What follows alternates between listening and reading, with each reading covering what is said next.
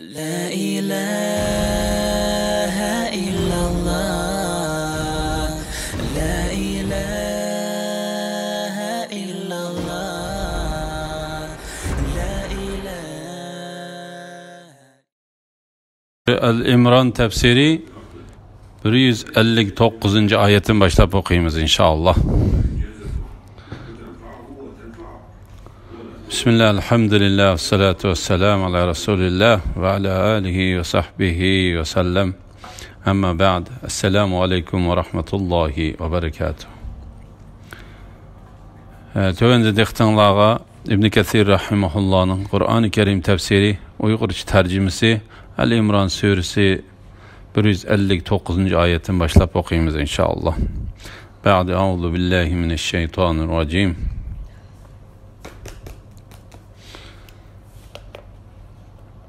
Allah'ın rahmeti bilen sen ulağa mulayim boldun. Eğer qobal, bağırı qattiq bolgan bolsan, ula çöreğinden tarqap ketedi. Ulanı əpu qıl, ula üçün məğfiret tiligin. İşte ula bilen kengeşkin. Kengeşkenden keyin bir işte bel bağlasan, Allah'a tevekkül qılgın. Allah hakikaten tevekkül qılgıçıların dostudur.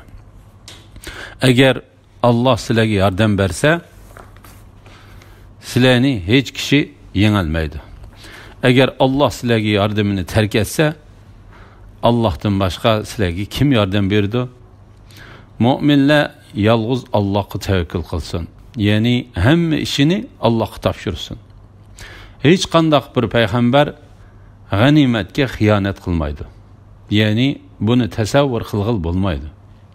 Kim ki ganimetke hıyanet kılıdıken, kıyamet günü o hıyanet kılgan nersisi bilen, yani hıyanet kılgan nersisi gecgisiga ortilgan alda kilidi. Her kişinin kılgan emeliге toluq mükafat yoki toluq jaza berildi.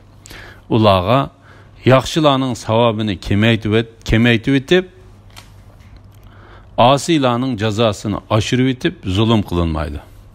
Allah'ın rızalıqını izlеген kişi Allah'ın gazibiga uçraşqı tegishlik bolgan kişiga oxşamdı. Allah'ın rızalıqını izlеген kişi Allah'ın gazibiga uçragan kişinin Allah'ın gazibiga uçraşqı tegishlik bolgan kişiga oxşamdı. Allah'ın gazibiga uçraşqı tegishlik bolgan kişinin baradigan joyi cehennemdir. Cehennem nemi degen yaman joy?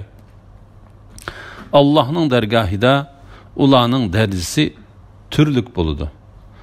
Allah ulanın kılmışlarını körüp turgucudur. Allah müminlerge Allah'ın ayetlerini tilavet kılıdığan, ulanı günahlardan pak kılıdığan, ulağı kitapını ve hikmetini, yani Kur'an bilen sünnetini ügütüdüğan, özleriden bolgan bir peygamber evetip, ulağı çoğun ihsan kıldı. Halbuki ula burun oçuq gümrahlıkta idi. Rahimdillik ve mulayimlik Peygamberimiz Muhammed aleyhisselamның süpetlerinden ikenlik doğrusudur. Allah Teala Peygamber aleyhisselamның dilinin mulayim boluşunu, onun buyruqlarına ergeçken ve toskan işlerden yangan ümmetlerge nimet kılıp bergenliki doğrusuda peygamberge hitap kılıp mundaq deydi. Allah'ın rahmeti bilen sen ulağa mulayim boldun. Yani eğer sana ve ulağa Allah Teala'nın rahmeti bolmasa, qaysi nersi seni ulağa mulayim kıldırattı? Bu ayetinin manisi hakkında Hasan Basri mundaq deydi. Bu Muhammed aleyhisselamның ahlakıdır. Allah onu esil ahlak bilen evetti. Bu ayet mana cihette Allah Teala'nın bu ayeti okşap ketidi. Ey insanlar, şübhisiz ki sizlerge öz aranglardan peygamber geldi. Sizlerning külpet çekişinla onunla iğir tuyuludu. O sizlerning hidayet tepişinlağı heristir. mu'minlarga amroqdir, nihoyatda ko'yimchandir. Agar qo'pol, bag'ri qattiq bo'lgan bo'lsang, ular cho'rangdan tarqab ketadi. Ya'ni agar sen ularga gap so'zda, muomalada qattiq bo'lgan bo'lsang, albatta ular atrofingdan tarqab ketib, seni yolg'iz tashlab qo'yadi. Lekin Alloh taolaga ularni Alloh taolo ularni sening atrofingga to'pladi va ularning dillarini birlashtirish uchun seni muloyim qildi. Bu to'g'risida Abdulloh ibn Amr mundaq deydi. U ilgirki samoviy kitoblardan payg'ambar alayhissalomning sifatlarini so'zi qo'pol, dili qattiq emas, bozorlarda kichik boladek varqirab jarqirmaydigan, yomonlikqa yomonlik qilmay kechiradigan, esil axloqliq deb bayon qilganligini ko'rdim. Maslahat bilan ish ko'rishga buyurilganlik to'g'risida. Ularni afu qil. Ular uchun mag'firat tilagin. İşte ular bilan kengashgin. Şuna Peygamber aleyhisselam bir işni qilmoqchi bo'lsa, sahabalarning u ishda ruhliq bo'lishi va ularni rozi qilish uchun ularga maslahat salatdi. Peygamber aleyhisselam ularga tuvendiki ishlarda maslahat salgan. Peygamber aleyhisselam Bedir kuni sahabalarga karvonning oldiga chiqish yoki chiqmaslik to'g'risida maslahat saldi. Sahabalar Peygamber aleyhisselamga: "Ey Allohning payg'ambari, agar sen bizni dengizga kirishga buyursangmi, albatta biz sen bilan kiramiz. Agar sen bizni zaminning eng yiroq yeriga berishga boshlab mansangmi, albatta biz sen bilan boramiz. Biz sana Musa'nın adamları, yani Yahudiler Musa'ga sen ve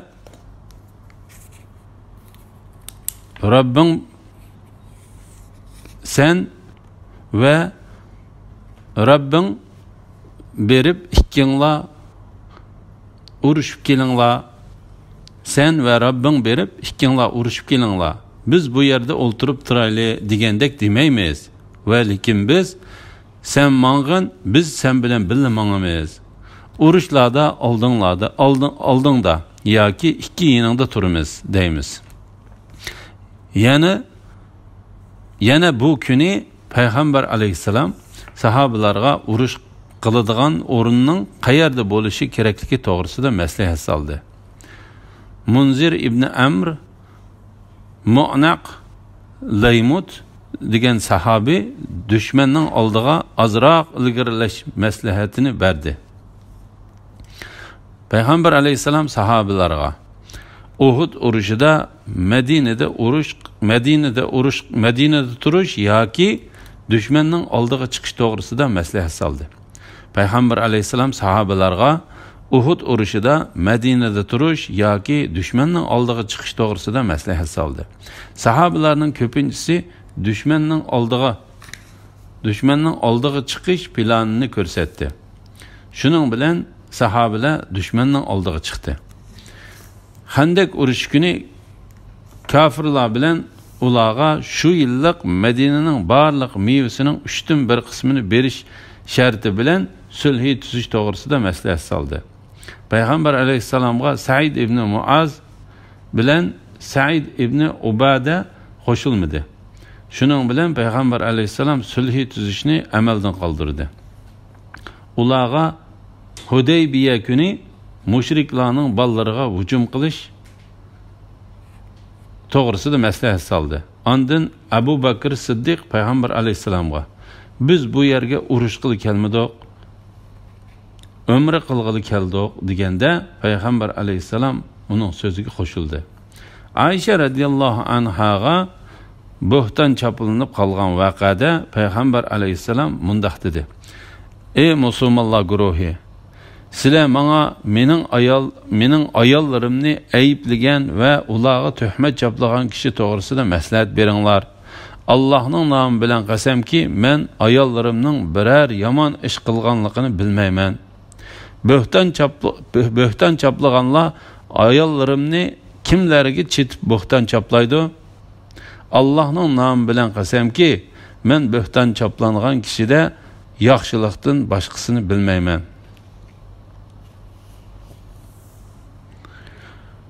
Peygamber aleyhisselam Ali bilen Usamaga Ayşe radiyallahu anhadan ajrışıp ketiş toğrusida maslahat saldı. Şundaqla Peygamber aleyhisselam ulağa uruş qilishga dair ishlarda ve uningdan boshqa ishlarda maslahat salatdi.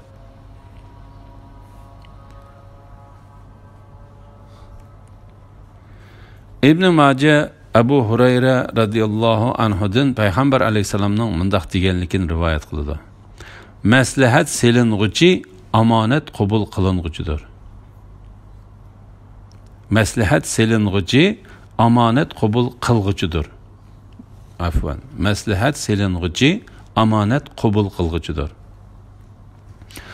Maslahatlashgandan keyin Alloh taologa tavakkul qilish to'g'risida. Kengashgandan keyin bir ishga bel bog'lasang, Allohga tavakkul qilgan. Ya'ni sen ularga bir ishda maslahat salsang ve uni qilishga bel bog'lasang, Allohga tavakkul qilgan. Allah haqiqatan tavakkul qilg'uvchilarni do'st tutadi. Agar Allah sizlarga yordam bersa, sizlarni hech kishi yengolmaydi. Agar Allah sizlarga yordamini tark etsa, Allah'tan başqa sizlarga kim yordam berdi? Mu'minlar yalğız Allah'a tevekkül qilsin. Yani hamma ishini Allah'a topshirsin. Bu oyatning ma'nosi Allah Taola'nın tövendeki ayetining ma'nosiga o'xshashdir. Yordam faqat g'olib, hikmat bilan ish qiluvchi Allah tarafidandir. Peygamber aleyhisselamning g'animatga xiyonat qilmaydiganligi to'g'risida. Hiç qandaq bir peygamber g'animatga xiyonat qilmaydi. Yani bunu tasavvur qilg'il bo'lmaydi. İbn Abbas radiyallahu anhuma, Mujahid ve Hasan qatorliqlar bu oyatning ma'nosini peygamberning xiyonat qilishi loyiq emas. Peygamberning xiyonat qilishi loyiq emas deganlik bo'ladi dedi. İbn Jarir İbn Abbas radiyallahu anhumanın mundaq deganligini rivoyat qildi. Bu oyat Badr kuni yo'qolib ketgan qizil ranglik bir raxt to'g'risida tushgan. U raxt yo'qolib ketganda ba'zi kishilar uni payg'ambar alayhisalom olgan bo'lishi mumkin dedi. Ular bu vaqtda ko'p tartishganligi uchun Allah Taolaning bu oyatni nozil qildi. Hiç qandaq bir peygamber g'animatga xiyonat qilmaydi. Yani bunu tasavvur qilg'il bo'lmaydi. Kimki g'animatga xiyonat qiladi ekan, qiyomat kuni u xiyonat qilgan narsasi bilan, yani xiyonat qilgan narsasi gejgisiga ortilgan holda keladi. Allah Taala bu oyat orqali payg'ambar alayhisalomni mayli u ustidagi payg'ambarlik omonatini ado qilishda bo'lsin, yoki o'ljilarni taqsim qilishda bo'lsin, yoki uningdan boshqa ishlarda bo'lsin, hamma xiyonatlardan oqladi. Kimiki g'animatga xiyonat qiladi ekan, qiyomat kuni u xiyonat qilgan narsasi bilan, ya'ni xiyonat qilgan narsasi gejgisiga ortilgan holda keladi. Her kişinin qilgan amaliga to'liq mukofot yoki to'liq jazo beriladi. Ularga yaxshilarning savobini kengaytirib etib, asiylarning jazosini oshirib etib zulm qilinmaydi. Bu qattiq tahdiddir. Peygamber aleyhisselam nurg'unlagan hadislarda mundaq xiyonat qilishdan to'sib keldi. İmam Ahmad Abu Malik Ashjai'dan Peygamber aleyhisselamning mundaq deganligini rivoyat qildi. Allah Taola'nın dergahida en çoğun xiyonat zaminga xiyonat qilishdir. Sizlar ikki kishini zaminda yoki ho'ylida, ya'ni bir mahallada o'ltirishda qo'shni o'ltirganligini ko'rsizlar. Ondan u ikkisining biri yana birining zaminidan bir gaz kenglikidek bir gaz kelgidek yerini bölüp aladi. Agar u biri bir gez yerni bölüp alsa, qiyomat kuni u yer 7 qat yerdan taqoq bo'lib, u kishining bo'yniga esiladi. İmam Ahmed Abu Humayd Saidi'nin mundaq deganligini rivoyat qiladi. Payg'ambar alayhissalom Azd qabilasidan Ibn Lutbiya ismli bir kishini sadaqa yig'ishga tayin qildi. U kishi sadaqani yig'ib kelib, bu sizlarning, bu menga hadiya qilingan narsa dedi. Payg'ambar alayhissalom munbarga chiqib, biz sadaqa yig'ishga avatgan xodimning nima qilg'ini? U sadaqa yiqqan yerdan qaytib kelib, bu sizlarning menga hadiya qilingani deydi. Ota-onasining uyida o'ltirib baqsin. Onunğa birer narsa hadiya qilinamdı? Yo'q. Mening jinim onun qo'lida bo'lgan zot Allohning nomi bilan qasam qilamanki, sizlarning ichinglardan bir kishi sadaqadan bir narsani elib olsa, u qiyomat kuni u narsani o'zining yelkisida ko'tarib keladi. Agar u narsa to'gi bo'lgan bo'lsa, g'o'lg'an holati keladi. Agar kala bo'lsa, mo'rgan holati keladi. Yoki qo'y bo'lsa, mergan holati keladi deb ikki qo'lini yuqoriga ko'tardi. Hatta biz uning qo'ltiqining oqliqini ko'rdik. Ondan Payg'ambar alayhissalom, "Ey Alloh, men yetkizdimmi?" deb 3 qitim takrorladi. İmam Tirmizi Muaz ibn Jabal radiyallohu anhuning mundaq deganligini rivoyat qiladi. Payg'ambar alayhissalom meni Yamanga avatdi. Men yo'lga chiqib bo'lganda orqamdan birisini avatibdi. Shuning bilan men qaytib keldim. Payg'ambar alayhissalom, men nemishqa sening kayningdan odam avatganligimni bilamsan? Sen mening ruxsatimsiz bir narsaga tegib qo'yma. Chunki unda qilish xiyonatdir. Kimiki g'animatga xiyonat qiladi ekan, qiyomat kuni u xiyonat qilgan narsasi bilan, ya'ni xiyonat qilgan narsasi gejgisiga ortilgan holda keladi. Shuning uchun seni chaqirgan edim. Endi sen yo'lingga mang'in dedi. İmam Ahmed Abu Hurayra radiyallohu anhuning mundaq deganligini rivoyat qiladi. Bir kuni Payg'ambar alayhissalom bizga xiyonat haqida so'zlab, xiyonat qilishning va uning oqibatining haqiqatan yomon ekanligini bayon qilib mundaq dedi. Qiyomat kuni biringlarning xiyonat qilgan to'ygini o'g'ilgan oldida gedinida ko'tirib kelib, "Ey Allohning payg'ambari, meni qutqizib olgan" deganini ko'rib qolmay. Agar ko'rib qolsam, men uningga Alloh taoladan hech qanday narsaga ega bo'la olmayman. Men xiyonat qilishning haqiqatan yomon ekanligini yetkazib qo'ygan edim deyman. Qiyomat kuni biringlarning xiyonat qilgan otni kishnigan holda gedini ko'tirib kelib, "Ey Allohning payg'ambari, meni qutqizib olgan" deganini ko'rib qolmay. Agar ko'rib qolsam, men sana Alloh taoladan hech qanday narsaga ega bo'la olmayman. Men xiyonat qilishning haqiqatan yomon ekanligini yetkazib qo'ygan edim deyman. Qiyomat kuni biringlar xiyonat qilgan raxt va kiyim-kechaklarni gadinida lapildatib kelib, "Ey Allohning payg'ambari, meni qutqizib olgan" deganini ko'rib qolmay. Agar ko'rib qolsam, men sana Alloh taoladan hech qanday narsaga ega bo'la olmayman. Men xiyonat qilishning haqiqatan yomon ekanligini yetkazib qo'ygan edim deyman. Qiyomat kuni biringlarning xiyonat qilgan oltin, kumushlarni gadinida ko'tirib kelib, "Ey Allohning payg'ambari, meni qutqizib olgan" deganini ko'rib qolmay. Agar ko'rib qolsam, men sana Alloh taoladan hech qanday narsaga ega bo'la olmayman. Men xiyonat qilishning haqiqatan yomon ekanligini yetkazib qo'ygan edim deyman.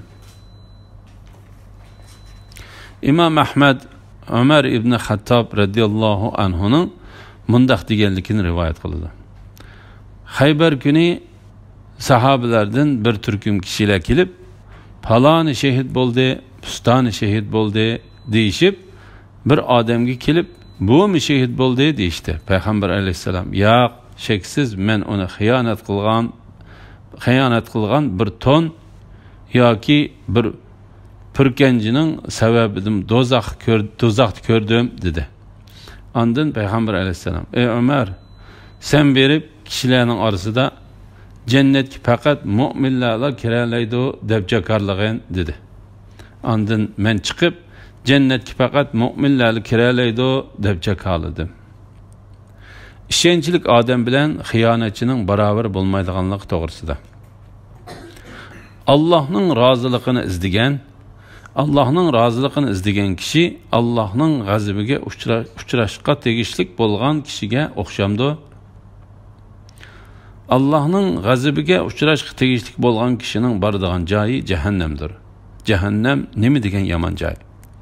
Ya'ni Alloh taolo yo'lga qo'ygan ishlarda Alloh taolaning diniga ergishib, Alloh taolaning roziligi va uning katta savobiga erishgan va uning azobidan qutulib qolgan kishi bilan Alloh taolaning g'azabiga yo'liqqan kishi barobar bo'lamdi.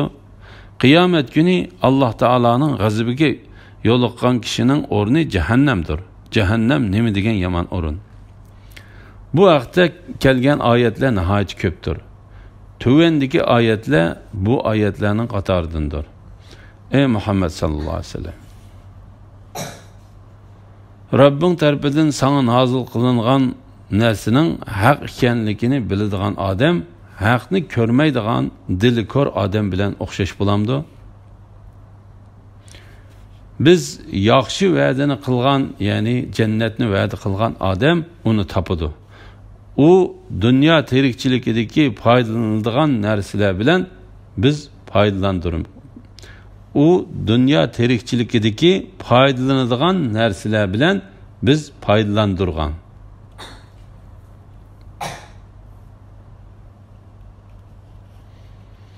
Allohning dargohida ularning darajasi turlik bo'ladi.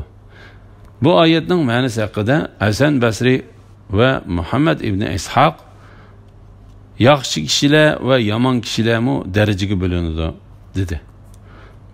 Abu Ubayda va Kisai mundaq deydi: yaxshi kishilarningmi jannatdagi o'rinlari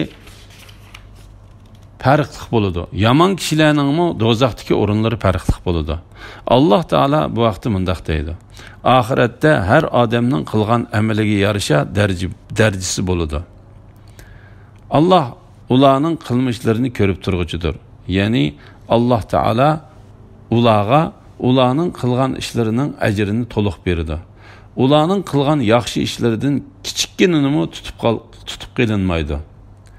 Qilgan yomon ishlariga kichikkinimi qo'shib qo'yilmaydi. Balki yaxshi ish qilgan bo'lsa mukofot, yomon ish qilgan bo'lsa jazo berildi. Payg'ambarimiz Muhammad alayhisalomning avatilishining biz uchun katta bir ne'mat ekanligi to'g'risida. Allah mu'minlarga Allohning oyatlarini tilovat qildigan, o'zlaridan bo'lgan bir payg'ambar avatib, ularga cho'ng ihson qildi. Ya'ni mu'minlar payg'ambar alayhisalom bilan so'zlashasin, uningdan so'rayolsin, uning bilan bir yerda o'ltirsin va uningdan manfaatlansin deb ularning millatidan avatildi. Bu haqda Alloh taolo mundaq dedi: Ey Muhammad sallallohu alayhi vasallam, aytqinki, men faqat sizlarga o'xshash bir insonman. Menga vahiy qilindiki, sizlarning ilohinglar yolg'iz bir ilohdir. Biz sendan ilgari avatilgan payg'ambarlarning hammasilar albatta tamoq yeydi. Bozorlarda minib yuratdi. Biz sendan ilgari faqat shahar aholisidan bo'lgan erlarni payg'ambar qilib, ularga vahiy qildik. Ey jinlar va insonlar jamiyati, sizlarga o'z ichinglardan mening oyatlarimni bayon qilib beradigan bu kuninglardagi uchrashishdan sizlarni ogohlantiradigan payg'ambarlar kelmadimi? Payg'ambar alayhissalomning ularning millatidan bo'lganligi ular uchun cho'ng bir ne'matdir.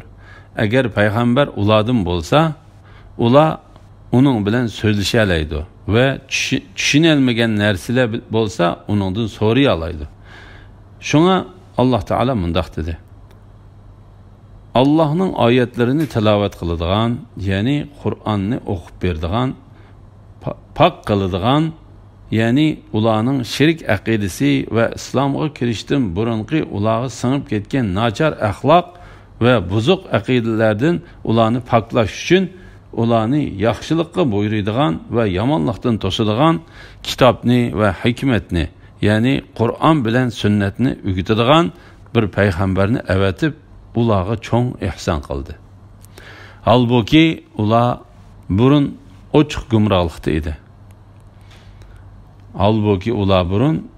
ochiq gumrohlikda edi. Ya'ni ular bu payg'ambar kelishdan burun hamma odam biladigan ochiq gumrohlikda va nodonlik ichida edi. Alhamdulillah, Alloh shukrlar bo'lsin. Yuqorida Sura Al-Imron tafsiridan 164-oyatgacha angladinglar. Oxirini keyin qitimliq o'qishimizda davomlashtiramiz inshaalloh. Assalomu alaykum va rahmatullohi va barakatuh.